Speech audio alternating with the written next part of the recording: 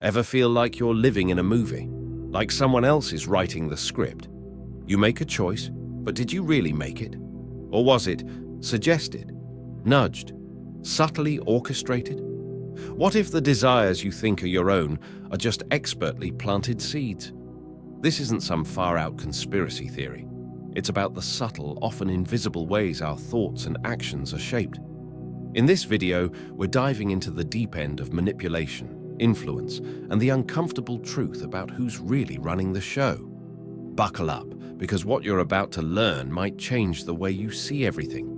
Let's pull back the curtain. The puppet show of the mind. We all love the idea of free will, of being the captain of our own ship.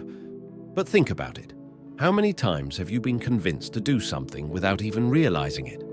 Was that impulse buy really your idea? That change of heart, that sudden opinion shift? Where did it really come from? The truth is, the world is a puppet show, and if you're not aware of the game, you're probably dancing on someone else's strings. It might feel brutal, and chances are you have been a puppet once, but you can change that. Now, what sets the masters of control apart is that they don't impose.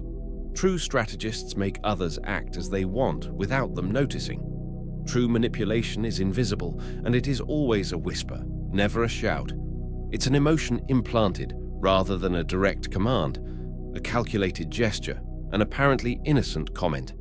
That's real power, moving others without raising suspicion. Ever changed your mind and couldn't figure out why? Bingo! It wasn't your thought. It was expertly planted.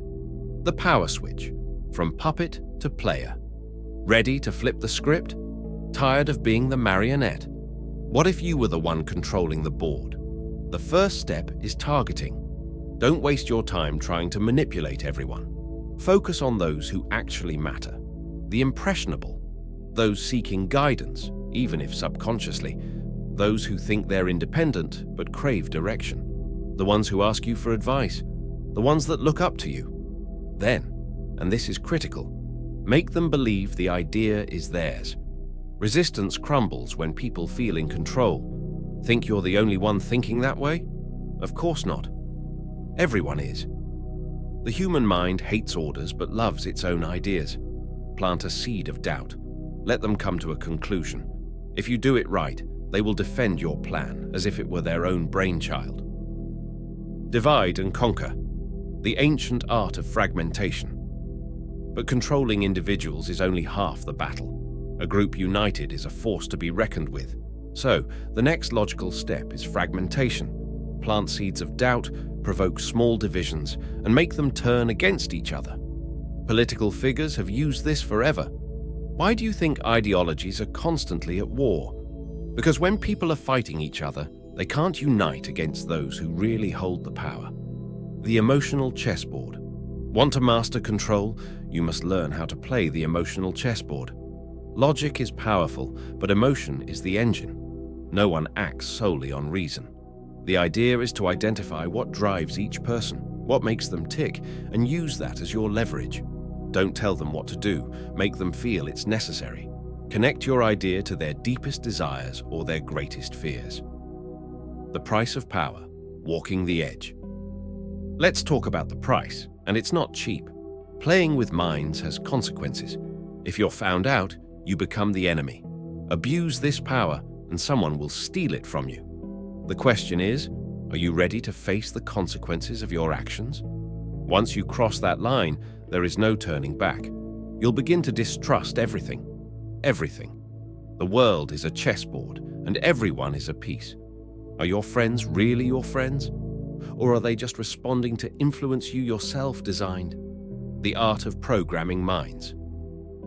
People don't follow ideas. They follow emotions. Think about any world-changing event. How did they do it? Emotion. If you want to influence someone, make your idea a part of their identity. People can change their minds, but people will fiercely defend their identity. Give them a reason to exist, not to exist for you. For that, you need 3 things. Exposure.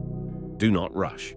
Slowly introduce an idea, indirectly and without pressure. The familiar becomes comfortable. Repetition. A lie repeated 1,000 times becomes the truth.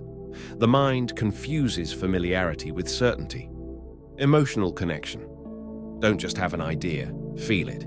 Make sure it makes people feel strongly. The social design. The reality is that most of their decisions have already been made for them before they even realize it. Society has designed their desires, their experiences have conditioned their responses, their biology programs them to react in certain ways, and if you understand these patterns, you can predict how they will act before they even know it themselves. For example, did you know that people trust those who listen to them more than those who talk to them? Not because the listener has better ideas, but because the simple act of being listened to creates a deep connection. If you want to influence someone, make them talk about themselves, most people are desperate to be heard, to feel validated. Give them that, and they'll see you as someone to trust. Another pattern. Fear is more powerful than reward. People are more terrified of losing than they are of gaining. If you want someone to act, don't talk to them about what they can gain. Talk to them about what they can lose if they don't listen to you.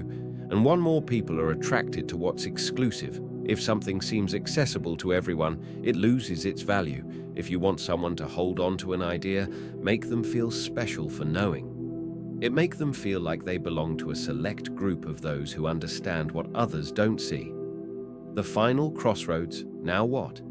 Is manipulation evil? The answer is no. Influence is a tool and can be used for good or evil. It's on you.